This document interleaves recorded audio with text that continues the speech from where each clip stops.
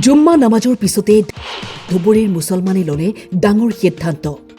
ৰাজ্যৰ বিভিন্ন প্ৰান্তৰ লগতে গোলকগঞ্জতো বকৰি ঈদক লৈ বৃহৎ সিদ্ধান্ত গ্ৰহণ।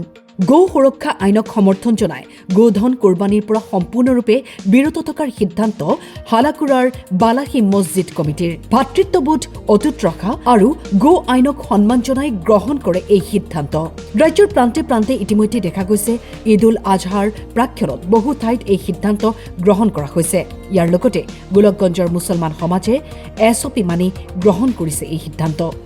আমাৰ সিদ্ধান্ত সমাজৰ যিখিনি সিদ্ধান্ত সেই সিদ্ধান্তৰ বাহিৰে যদি ব্যক্তিগতভাৱে নিজৰ ইচ্ছাত কোনোবাই তেতিয়াহ'লে আজি আমাৰ সিদ্ধান্ত মৰ্মে বালাসী সমাজ ইয়াৰ বাবে দায়ী নহ'ব, নিজৰ দায়িত্ব নিজে ল'ব লাগিব। আমাৰ সমাজৰ চূড়ান্ত সিদ্ধান্ত এইবাৰ আমি কুৰবানি দিয়াৰ পৰা বিৰত থাকাৰ সিদ্ধান্ত গ্ৰহণ কৰিছোঁ। তো আমি এটাই আহ্বান জনাম, কাৰণ কোনো বাধ্যবাধকতা আমি আমাৰ ইমাম সাহাবৰ লগত আলাপ আলোচনা কৰিলোঁ, এনেকুৱা কোনো বাধ্যবাধকতা নাই।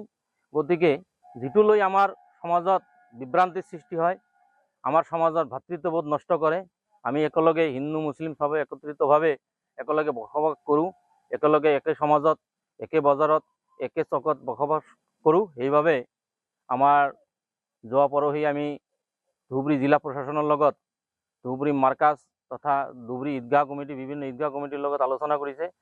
তেখেতসকলেও এটা সিদ্ধান্তত আহিছে এইটো। সেইকাৰণে সেই সিদ্ধান্তৰ লগত আমিও নিজে চিন্তা ভাৱনা কৰিলোঁ যে না, এই সিদ্ধান্ত মৰ্মে সঠিক এটা সিদ্ধান্ত লৈছে, আমাৰ সমাজেও সিদ্ধান্ত গ্ৰহণ কৰাৰ প্ৰয়োজন। আৰু অত্ৰ এলেকাৰ ৰাইজক যাতে এই নিয়মৰ মাজেৰে চলে আৰু সকলো ৰাইজে, মই ভাবোঁ এই সিদ্ধান্ত প্ৰত্যেকটো সমাজে লোৱা দৰকাৰ, কাৰণ আমি এইটো লৈ বিভেদৰ সৃষ্টি কৰিব নোৱাৰোঁ, আমি সকলে একত্ৰিতভাৱে চলিব লাগিব। যিটো চৰকাৰী সিদ্ধান্ত লৈছে, আমাৰ ধৰ্মীয় ৰীতি নীতি হিচাপে কোৰবানি দিব লাগে, ছাগলী বা ভেড়া দিব লাগে। আৰু ৰাইজে যাতে, আমাৰ সমাজত 400 ঘৰ মানুহ আছে, গোটেইখিনি মানুহক আমাৰ তৰফৰ পৰা এটাই অনুৰোধ, কোনো ধৰণৰ যাতে বেমাজালি নহয়। কোনোবাই যদি জোৰ জবস্তি কৰি সেইটো তাৰ নিজৰ দায়িত্ব থাকিব, কিন্তু আমি সেই দায়ভাৰ নলওঁ। সমাজৰ তৰফৰ পৰা আমাৰ কমিটিয়ে যিটো সিদ্ধান্ত লৈছে যে ছাগলী ভেড়া এইবোৰ। গোলকগঞ্জৰ পৰা কাজী ফিৰোজ আলমৰ ৰিপৰ্ট, টাইম 8।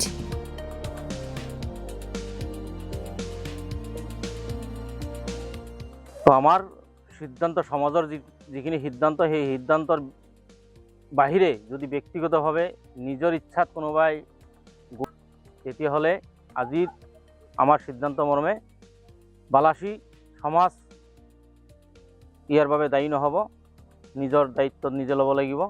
আমাৰ সমাজৰ চূড়ান্ত সিদ্ধান্ত এইবাৰ আমি কুৰবানি দিয়াৰ পৰা বিৰত থাকাৰ সিদ্ধান্ত গ্ৰহণ কৰিছোঁ। তো আমি এটাই আহ্বান জনাম, কাৰণ কোনো বাধ্যবাধকতা আমি আমাৰ ইমাম সাহাবৰ লগত আলাপ আলোচনা কৰিলোঁ, এনেকুৱা কোনো বাধ্যবাধকতা নাই।